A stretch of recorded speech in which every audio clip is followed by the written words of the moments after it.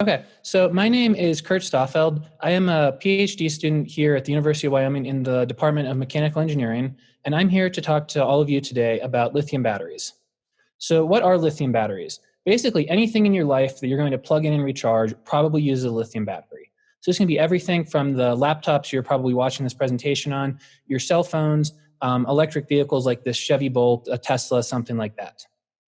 So the lithium battery market is estimated to grow to over $100 billion by 2025, so not that far from now, with most of this growth being driven by electric vehicles. So while lithium batteries are still the highest performance electrical storage technology we have currently, they really have low performance compared to other technologies. I mean, basically petroleum products, coal, diesel, things like that. At Landseer, we're trying to improve that. So let's take a quick look at how lithium batteries work. So a lithium battery is composed of two electrodes. We have an anode on the left and a cathode on the right. The battery functions by moving lithium ions between these two electrodes. So lithium ions are stored in the anode, and as the battery discharges, the lithium moves to the cathode. This generates the current that we can then use to power our phones, our cars, something useful. So right now, you can't store lithium by itself. You need something to stabilize it. Current batteries actually use graphite to store lithium in the anode. Now, this is the same graphite you'd find in a pencil. It's not a high-performance material. You need basically 6 carbon atoms that compose that graphite to stabilize each individual lithium atom. That makes these batteries very inefficient because you need tons and tons of graphite to store the lithium. So how can we make this better? Silicon anodes have been proposed as a replacement for graphite anodes. And basically, silicon can hold over 3 lithium atoms per silicon atom. So this is, remember, compared to graphite that it takes 6 graphite atoms to hold 1 lithium. So basically, if we replace the graphite with silicon, we can increase the capacity of the anode by over 8 times, so a huge increase in performance. So of course, there's going to be a drawback to this. So as silicon absorbs lithium, basically as the silicon is eating these lithium atoms, it swells to over 4 times its initial size. Unfortunately, silicon is a hard and relatively brittle kind of metal substance. So every time the battery charges, the silicon's swelling, and then as the battery discharges, it collapses on itself again. And this change in volume basically cracks and eventually destroys the silicon. So even after, a handful of charge-discharge cycles, you're left with kind of a pile of silicon powder that's useless as an anode. Okay, so how can we fix this? Silicon anodes are an active area of research. So institutions like the Department of Energy are pumping tons of money into researching silicon anodes. Battery manufacturers, and the main battery manufacturers in the US and actually in the world are Panasonic, Tesla, and LG Chem, are also investing lots of time and resources in producing stable silicon anodes. Most of this research is focused on producing silicon nanostructures. You can see this image on the right here shows some silicon fibers that have been synthesized that are only a couple hundred nanometers in diameter. For reference, this is about 500 times smaller than a human hair. So if we stick these into a battery, these nanostructures, these silicon nanostructures, they actually yield great performance, and you can increase battery capacity a lot. The problem is it's very, very expensive to manufacture things on this scale, on this nanoscale, these absolutely tiny structures. So while these batteries, these anodes might work very well in the lab, they're not something that's going to scale. If we're trying to produce this thing in the level of tons or thousands of tons per year, you're really not going to be able to do it with most of these nanostructures. Okay, so what are we doing at Landseer? Over the past year, we've been developing a process to produce carbon foam. So carbon foam, we can see a picture of it here in the top right. It's kind of like a brittle, hard carbon sponge. It's really not much to look at. The picture on the bottom, though, shows a very zoomed-in image taken with a fancy electron microscope. And we can see at a very small scale, this material has lots and lots of pores, which is going to be useful, and we'll talk about that in a second. So in our process, we take waste biomass and we transform it into electrically conductive foam, which we're seeing here again, through a temperature and pressure process. We're going to use this carbon foam to stabilize silicon to produce advanced anodes. So how we do this is silicon particles are embedded in an electrically conductive carbon foam, the picture we looked at on the last slide. The carbon foam matrix, so the carbon in there, provides a support for these silicon particles, while the voids in the foam, so there's those empty spaces, those holes in the foam, allow for the silicon particles to basically expand and contract as the battery charges and discharges. So we're producing this foam from waste biomass. We're currently producing this in the lab. The waste biomass we're using is very cheap. It costs about 3 cents per pound. And we're using just a temperature and pressure process to produce this. This process, it's highly economical, and because we're using biomass, it's carbon neutral and highly sustainable. So when we make our silicon carbon foam composite anodes, if we stick these in the battery, they have the potential to increase lithium battery capacity by 50%, which is a lot. I mean, this is a cell phone that lasts, an extra half day, or an electric vehicle that can travel, an extra 200 miles on a charge. And this can enable a lot of technologies that are kind of proposed right now, but we can't see. So things like grid level energy storage, cheap mass market electric vehicles. So we don't all want to pay $60,000 for a Tesla. If we could bring that down significantly, it enables that technology to be a lot more widely deployed.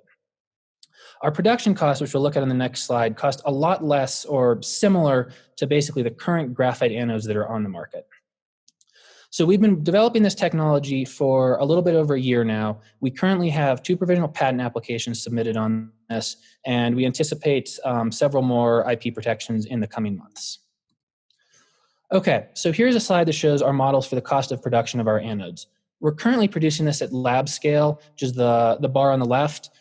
Basically, the reactor we're using, the techniques we're using, these are optimized for research. We're never tried to make this economical, so it's going to be very expensive. In the next 6 months, we plan on building a new reactor to produce these anodes. We're calling that Lab Scale Plus. We have a good feel for basically how much that'll cost, and it's still pretty expensive. To model how much it would cost to produce these foams on a commercial or pilot plant level, we actually looked for a model that would be similar to our process, and we found something that's surprisingly similar in coffee decaffeination.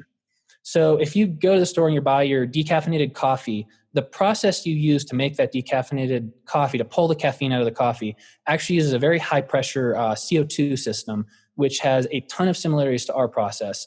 We looked at that process, basically said how we'd have to change it, how much that would cost, and then modeled our commercial scale and pilot plant scale production. So as you can see here, at pilot plant scale, we're basically right in the middle of that bar for the current price for battery grade graphite. So basically it cost parity for that. And then at commercial scale, we're probably cheaper than most battery grade graphite on the market today. Okay, so this is just a recap of those production scales we looked at in the last slide. Basically at lab scale, we're producing like a couple kilograms of this per year, and it's too expensive to do anything with. At our Lab Scale Plus, we're starting to produce significant amounts. Our batteries are still going to be a lot more expensive than most things on the market today. However, there are small volume applications that are going to demand or going to want that high performance. So basically aerospace and defense applications that will want the high performance, and that basically they need that extra 50% capacity that we can offer, and they're going to be willing to pay for it. At pilot plant level, we essentially reach cost parity with the current anode market, and we'd be able to produce batteries for things like smartphones, laptops. Scaling up to commercial, we can probably produce these for a little bit less than what graphite currently costs. And basically, this is mass markets, so things essentially like electric vehicles, grid level storage. Okay, so a quick market analysis. By 2025, the lithium battery market will require approximately 600,000 tons of anode material. So right now, most of this is high-grade graphite produced in northern China. And this is actually one of the lower estimates for how much this will cost. At current market prices, this is worth approximately $6 billion, although it's worth noting that the prices for graphite fluctuate a lot. The market is not stable, and as production ramps up by basically a factor of 4, or demand ramps up by a factor of 4 in the coming years, this price will probably increase. All right, let's also touch on some environmental aspects. So right now, graphite for use in lithium batteries comes almost exclusively from strip mines in northern China. And this is done because it's very cheap to produce it there, because there are no environmental regulations and cheap labor. This has some very negative environmental impacts. In contrast, the process that we're using uses renewable biomass, biomass that has very few uses at the moment. So we are net carbon neutral, potentially even carbon negative if we can do this correctly, and it's indefinitely sustainable. It's also worth noting that the COVID epidemic in the past couple months has shown how fragile some international supply chains can be, and there is growing interest in trying to source essential products domestically. And if that movement takes off, Landseer would be very well situated to take advantage of that. All right, quickly, our path to market. Right now, we're demonstrating the tech and trying to improve it a little bit. We're hoping to use any funding gained from this competition and then SBIR funding to basically do more R&D and scale up. Our 2 eventual products is we'd like to produce basically very high performance batteries. So batteries that are 50% better than what's on the market today in small scale, basically very high margin items. From there, we would like to go into bulk anode production. So basically, we will take our anodes, produce this in ton or 100-ton quantities, and sell it to the battery manufacturers who can integrate it into their battery. So basically, instead of Tesla buying graphite from China, they would be buying bulk anode from us. It's worth noting we are not at this moment interested in trying to produce complete batteries en masse because the barriers to entry to that market are simply too high. All right, so to wrap this up, we're trying to build anodes. We are building anodes that can improve lithium battery capacity by 50%. Our goal is to supply these anodes to the battery manufacturers so they can integrate them into the battery. So we do not have to build batteries at scale. If we produce our anodes at large scale, we can reach price parity with our competitor, basically the graphite that's currently on the market. And at large scales, we think we might even be able to undercut them on production costs. This process is also carbon neutral and sustainable, which is much, much better than where graphite currently comes from. And this anode market is estimated at over $6 billion by 2025. All right. And with that, I will take any questions. Thank you.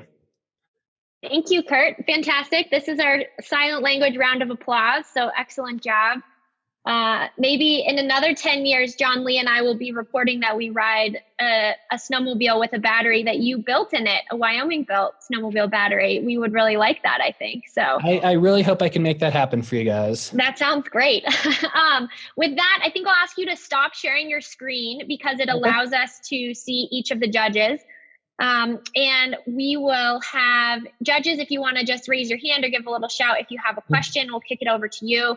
Okay, Walden, I'll start with you. And then audience members, if you have a question, send it through the chat window to send questions here.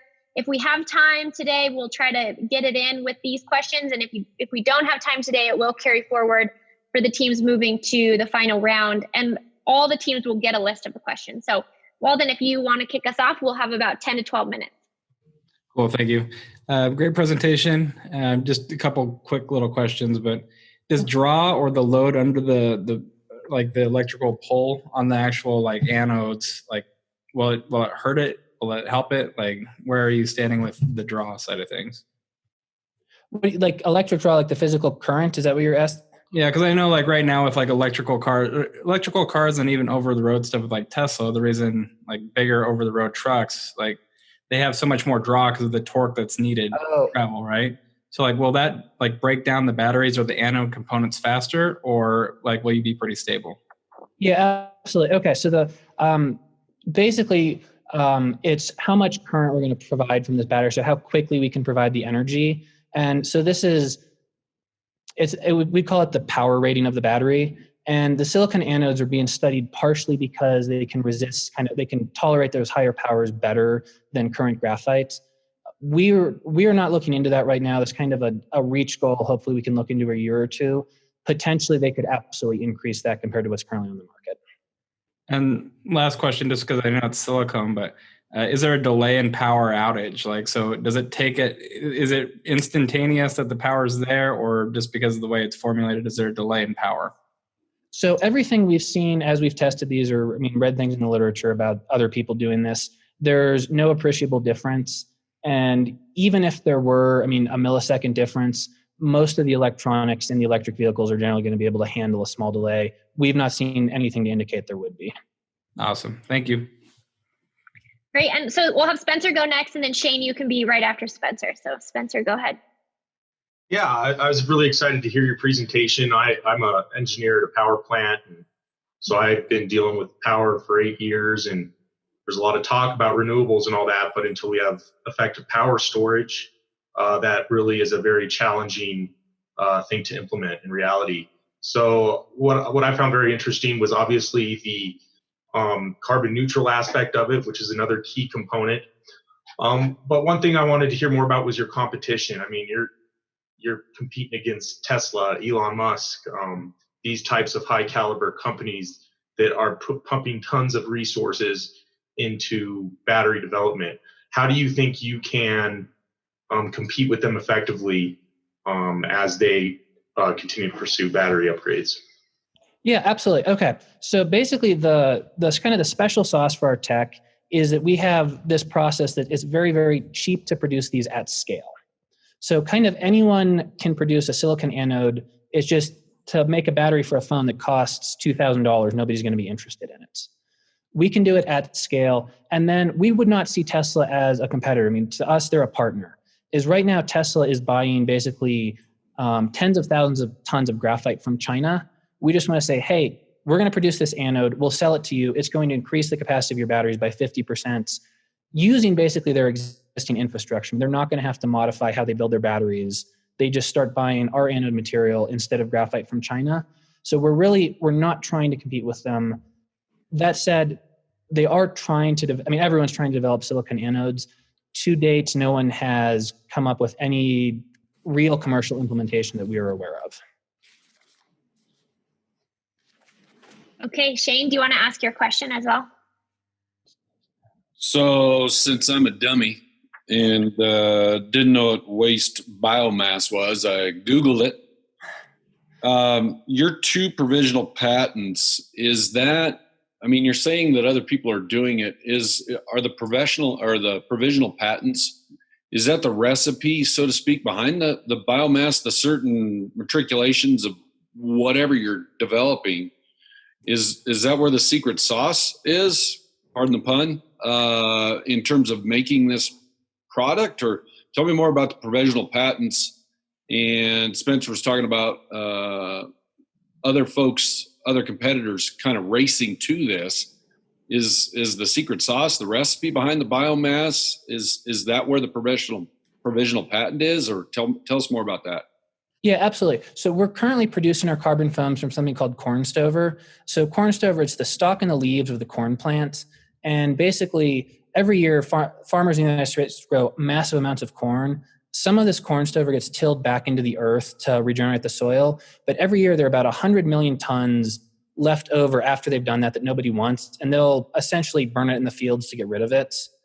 So we're taking that corn stover, we physically go to a farm in Nebraska and grab some old corn plants that are lying on the ground. We bring that into the lab, and that's how we make the foams that we use to stabilize the anodes. So the 2 provisional patents we have right now, the first provisional covers production of the foams from the corn stover. So basically, we're just making a carbon foam. There's no silicon involved in that one. The second provisional covers basically how we take silicon and we stabilize that in the carbon foam for use as a battery. So are there other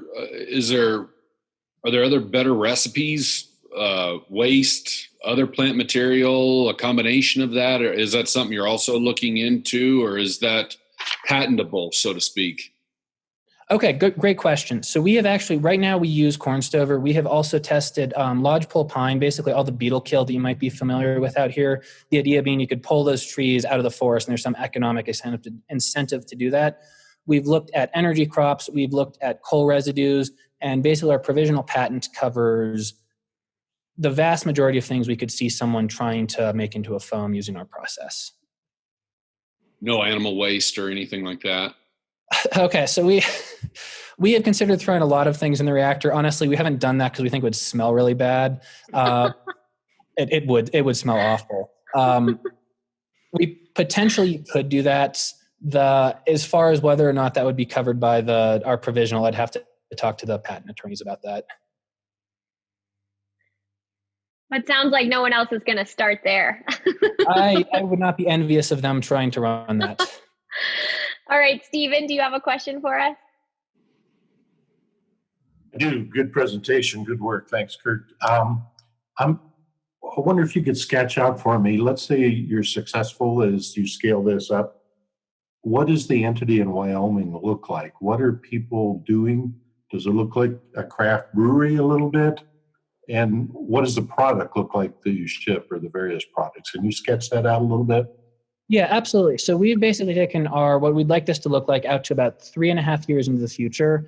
So in 3.5 years, we think we could have, assuming we can get all the funding we need, we think we could have a pilot plant scale producing these anodes in Wyoming. So this would look like a small industrial facility, hopefully producing on the order of 1 ton of anode material per day. So this is still going to be relatively small in the large market, but 1 ton of this high performance anode we think is probably going to be worth about $30,000. So we'll take that bulk anode material and sell it to whatever battery manufacturer wants it. So Tesla, Panasonic, LG Chem. That would be kind of the main revenue source, plus building very small, very high performance batteries in small quantities for the applications that demand high performance. And we'd very much like to, keep all of this in Wyoming. I personally would like to live here and work on this. The business environment in the state's great for this. Some of the biomass resources are readily available here. It would be, a great place to try and build this. Great, thank you. And Susan, do you have a question for Kurt as well? Well, I'm going back to Shane's question on the biomass because that is very interesting. And the biomass fits into the same shell of a traditional battery. You don't have any issues with that. It works from that standpoint. And then does it break down over time? Just the organic aspect of it. Yeah. Okay. Great question. So everything we're doing now, when we physically go into the lab and build these, we're using all the traditional basically methods and chemicals to build batteries that are already out there. So we truly, we'll build a reference battery, but we get the graphite that comes from China, we build it. We build the silicon battery using exactly the same thing. We just substitute our anode material for the graphite. So basically we're currently building the battery the same way everyone else does. Sorry, what was your second question? And given the organic nature, does it break down or have a shelf life that would be impacted by organic material? Yeah, absolutely. So the pressure and temperature treatment we subjected this to, it's called pyrolysis. We actually, through this process, roughly 2/3 of the biomass actually gets essentially burned off. The remaining third is really, really recalcitrant. We've not seen anything be able to break this down short of hitting it with an oxyacetylene torch. I will say we haven't yet to demonstrate a really long life cycle in a battery solely because we haven't had time to test that. We don't have any reason to believe currently that there would be an issue with it breaking down. Shane, go ahead. So, and you probably said it, but again, I'm dumb, remember. So when Susan's talking about the physical size of it, those batteries that are currently made out of graphite, does it physically take up the same amount of space? Is it bigger? Is it smaller? And then secondly, that's pretty important what Susan's talking about. Does it have that same charge recharge ability, or what kind of research do you have of the lifespan of that? Yeah, okay. So first, as far as how much the space takes up, so the form factor, there's a huge science between basically, you can set your electrodes up in a lot of different ways. So how thick they are is a huge thing. If you want a lot of energy out of your electrode, you make it thick. The downside to that is you have less power. So one of the first questions was saying how quickly can you pull the energy out? So there's a trade-off between that. Essentially what it comes down to is if you're going to use this anode to replace what's currently on the market, you can use the same size anode that's currently there for increased capacity. So basically you have the same size battery, it just holds a lot more energy. Or if you need the same amount of energy, you can have a smaller battery. And you can kind of pick between the two or even come down somewhere in the middle. As far as basically the life cycle of these batteries, so can this withstand, 1,000 charge-discharge cycles? We're currently, the first cells are in the lab, they're assembled. We have not had time to run 1,000 charge-discharge cycles on them. Certainly what everyone else is showing for silicon is they absolutely can do that. We do not have data to validate that yet. Okay, we have 20 seconds. Spencer, do you have a short question you want to ask? Or if it's long, we might not have time. It'll be short. There's Perfect. probably a difference in manufacturing for small batteries like a cell phone battery versus massive battery walls like you need for a solar system. What market do you think you would try to go after first? Definitely the smaller batteries. We just the larger ones. The margins are so low. We're not for something for grid level storage. That's all about kind of cost per kilowatt hour. We're not. It's a long time before we're situated to address that market. So small batteries, absolutely. Cell phones and snowmobiles. That's what I heard. More on the cell phone side. Snowmobile. Okay, the judges know that I don't count for any value in their scoring, so don't worry about my random commentary. Kurt, thank you. And Erica, thank you for joining us as well. Kurt did such a fantastic job. We didn't even hear from you, but round of applause. Thank you for joining us, and tune back in at 4:30 when we will hear from the judges about the teams advancing to tomorrow. So thank you again. Yeah. Thank you all great. so much.